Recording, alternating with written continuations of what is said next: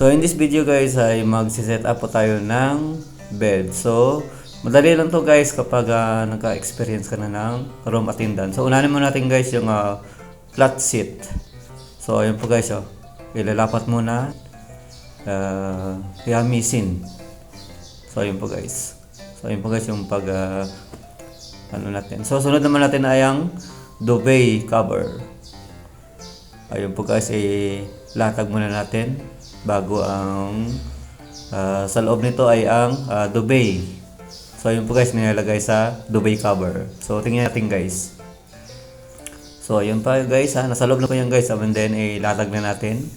Misin natin guys. So and then i-fold natin this.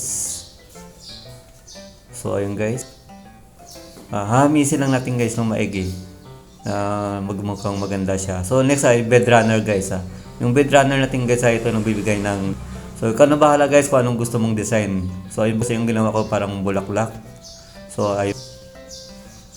So ayan, hamis na siya. So next is ay kung paano maglalagay ng pillowcase sa pillow sa unan guys. So ayun po guys, ipasok muna natin yung unan pillowcase. So ayun guys hilahin na yan guys at saka i-plaster. So ayun guys nalagay na natin ang pangalawa. So ayun po guys, tapos na po tayo mag-set up ng ating beddings. So ayun po guys, maraming salamat.